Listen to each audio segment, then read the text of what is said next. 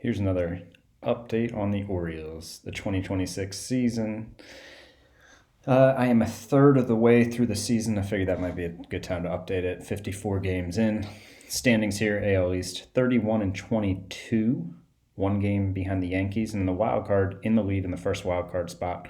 A game and a half up on the Astros, who were then a half game up on the Red Sox.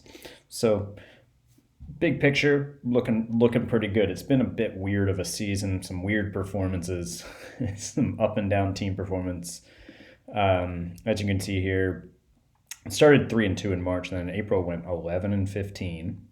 Pretty bad start. Was a little worried by the end of April. Now we've gone 17-5 in May. In the end, the first third of the season has gone about according, to how good we thought we were going to be, up near the top of the AL East, 585 ball, pretty decent. Runs scored, we're fourth in the AL.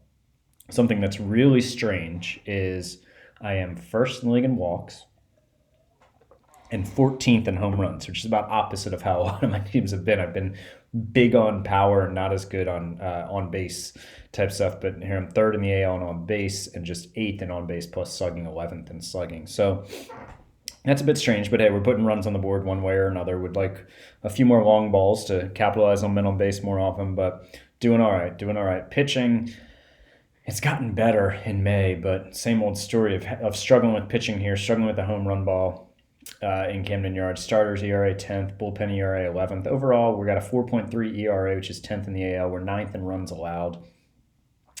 First in walks, first in strikeouts. That's awesome. But 14th in home runs allowed with a nice 69 allowed. BABIP is 9th, and my fielding metrics are 9th and 7th. Would really like that to be a bit better. That would obviously help. And my team, scouting wise, looks pretty good fielding. But hasn't really played out necessarily on the field. We'll get more into stuff like that. Lineups, I'm going to go ahead and sort by weighted runs created plus. And so Bercietta is just a righty who plays just against lefties, and he's been awesome. He's only had 43 plate appearances, but he's been great.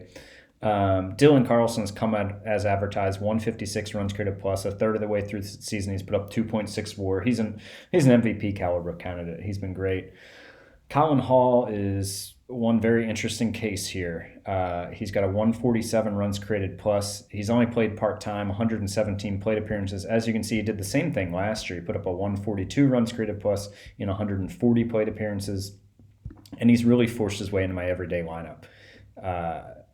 And I'll get more into kind of how he's done that, but he's looking more and more like an everyday player for me. We'll see if he can sustain it. His BABIP is running a little high. At 354, we'll see what he can sustain. Nick Maton, a solid season for him. This is his best season since his rookie year. 132 runs created plus, 1.8 WAR, just a third of the way through the season. Larnack and Mountcastle have both been fine, above average, but not really like the middle of the order presence that I expect and need from them. But they've both been okay. Larnack has been absolutely terrible against lefties, which is an ongoing problem for my team, but he generally hasn't been as bad as he has been. Gunnar Henderson, league average hitter, 1.1 WAR, so 3+ WAR season, pretty good in the field, pretty decent in the field, but hasn't broken out yet this year. Drew Bowser, he's been in a bit of a slump. He was doing really well to start at the plate, tailed off a bit, but he's my best fielder. He's put up 0.8 WAR third of the way through the season. Hopefully his bat will get back on, but then we get into the problem players. Reese Albert, cut him a little break. He missed a bunch at the beginning of the season. He's only had 90 plate appearances, but a 64 runs created plus, negative 0.2 WAR for a guy who put up he was an all-star last year and then tailed off and ended up at 2.7 WAR. So between his kind of last 2 months of last season and how he started this season, a little concerning for a guy who the first half of his rookie year was great. But we'll give him a bit more time. These are the more concerning ones. Jason Rosario, my star center fielder, 209 plate appearances, a 62 runs created plus, and negative 0.2 WAR. This is a guy who's put up 5.7 WAR 2 years ago for the Padres. Last year he missed 30-some games for me, but he still put up 2.8 WAR and a 110 runs created plus. He's been absolutely terrible, and honestly, I'm thinking about optioning him to the minors, which for a guy making $11 million in his second to last year of arbitration, pretty much an established, solid, everyday major league player, and at times has looked like a potential star. that would be disappointing to do that, but I think I might. Adley Rutschman, super concerning here. 43 runs created plus, negative point 0.2 WAR, and it's only a third of the season. But Rutschman has not really been a breakout guy for me in general, and as you can, he's never really reached that star status. Still very good defensively, but scouting wise has just fallen off a cliff. Here, this is his scouting report as of May 1st, 2026, of 45 potential, which just a year ago his potential was a 55. That's the difference between a guy who's an above average and below average player. And, if you go back into 2024, he was a 65 potential, right? 65 current too. I guess I should be talking about the current, which is a star player. So in the span of under 2 years, my scout has gone from thinking he's a star to thinking he's kind of like a below average major league player, and his contact potential has gone down, his power potential has gone down. He hasn't hit a home run yet this year. I don't know what's going on here, but his contract could become a problem. He's got 2 more years guaranteed after this year at escalating cost, and then some option years, but not good at all. Not looking to replace him yet, but definitely making plans. And then Bannon is a backup guy who just has gotten off to a slow start. Kelly, backup catcher, not super concerned about either of these guys because they're backups. The main concerns here are Rosario and Rutschman, and a little bit Albert, and definitely need more from guys from Mountcastle and Larnack. But let's go to the pitching side now, where we're going to sort by WAR. And Patino, man, coming as advertised here, on pace for 5.6 WAR. He's got a 2.87 ERA, 3.17 FIP. He's been great. Delgado, my young pitcher, on pace for 4.3 WAR. He's got a 2.95 ERA, a 3.31 FIP, looking fantastic. Mitch Keller is a 1.3 WAR with a 5.50 ERA. This is because his FIP is 2 runs lower than his ERA, so he's been pretty unlucky, as you can see with this 376 BABIP. And Brady Corrigan, my 20th round pick in 2021, has been great out of the bullpen in 31 innings. He's rocking a 2.61 ERA, 2.08 FIP. Asa Lacy, well, he's been fine. He's on pace for 2.7 WAR. He's got an ERA right at 4, a FIP at 4.19.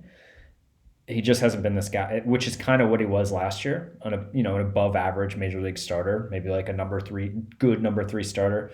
But he has not been this dude who put up 6.8 WAR and won the Cy Young and Rookie of the Year in 2024. We'll see. Maybe we'll bounce back. A little disappointing to see him drop off so much. And then down through here, biggest updates are Cole Stapler. I designated him for assignment, and he's currently on waivers. We'll see if he makes it through waivers to get to AAA for me. He was my number 5 starter to start the year. Now I've got Mitchell Stone in there, who his ERA looks terrible because I think he had one super rough. He had one really rough start, 1 2/3 and gave up 7 runs. But he was my number 5 starter for some of last year. And he's got the job for now, but I've got other guys. Dylan Lawson is a young arm. Brady Corrigan could get into the rotation. Same with Joey Yancey. Rest of the bullpen, Little's been fine. Feltman was absolutely atrocious the first month, but his ERA is like over 12, like 4 weeks into the season. But he's getting it together. My 2 veteran guys have been fine. Barlow was hurt. Hall was hurt a bit, but the bullpen's been fine. It's been okay. It's definitely gotten way better since early on when Feltman was terrible. Castillo was struggling. They've turned it around. And then go into the minors, kind of talking about contingency plans for some of those guys like Rutschman and Rosario. I traded for this guy, catcher Diego Cartaya. He is a Dodgers prospect in real life, but he's 24, excellent defensively. And in batting stats, and he's had 2,347 plate appearances between all levels, and he's got a 115 runs created plus. We'll see what can come of him. I'm thinking about cutting Kelly and bringing up Cartaya to then get a decent amount of playing time and possibly compete with Rutschman for the job. But I'm hesitant to get rid of my backup catcher Carson Kelly because he's the captain of my clubhouse. But eventually, I'm just going to need more from catching, and Cartaya is probably going to come up, and we'll see what happens. And then let's see. At center field, the reason I'm thinking of demoting Jason Rosario is because of Jordan Williams, who's a 26-year-old center fielder, Gold Glove caliber outfielder here. And he's really been outperforming for a season now what my scout thinks of his bat. My scout thinks he's overall a bit below average of a player with, only some, maybe an average bat at best, but below average player. But so as you can see here, so far in 2026 in Norfolk, he's putting up a 133 runs created plus. Last year in 145 plate appearances, he's put up a 129 and a 118 at Double A before the promotion. He's kind of forcing my hand here. Like, I think I just got to give him a chance. And this is one, he's also a leader. This is just one of those times where you need to trust the stats over the scouting. And, my scout is telling me Jason Rosario is a star center fielder, but he's been terrible for about 2 months now, which can happen. Guys can have bad 2 months, but he was kind of disappointing last season too. And just with trying to win now, I've got a guy down in AAA who my scout thinks is a below average major league player, but he's kind of earned the right to get some playing time. So I think what I'm going to do is I might option Rosario to the minors. I believe he has an option year left. And then make Reese Albert my main center fielder and let Williams get a bunch of playing time in center field, backing up Albert and Colin Hall in right field, and just kind of see what he can do, see if he can prove himself. I think it's time to let him do that. I might call up Kendall Simmons here, who's hitting righties very well or lefties very well in the minors. I might demote Rylan Bannon and let Simmons be my backup infielder who plays against lefties. So that's another move I might do. And just to look at a couple prospects real quick without making the video too long. Bob Maldonado, the number 29 prospect in baseball, just 20 years old in high A. Looks like he could be the best designated hitter in the history of the majors here if he reaches what my scout says. He's on it, man. 144 runs created plus so far in his first taste of high A ball, and he's only 20. I think he's somebody who could probably go to Double A at some point this year and maybe break onto my major league team sometime next season if he keeps hitting the way he has so far. A bunch of guys whose season hadn't started here. Henry Wallen was a guy I got from the Yankees last year. He's crushing it in high A ball. He's 25, so he's a little old for that level, but I'm having him work on his defensive positioning. Right now I'm trying to develop him as a third baseman so he can come up eventually and be a utility guy for me, but he's not going to cover off the ball right now. And then let's see, Ben Schilt is a guy who I picked in the supplemental first round last year, and he's up in A ball. He's 23. And in 55 innings, he's got a 1.94 ERA. Bit of luck there. He's got a 3.56 FIP, but number 80 prospect in baseball and doing really well in his first taste of A-ball.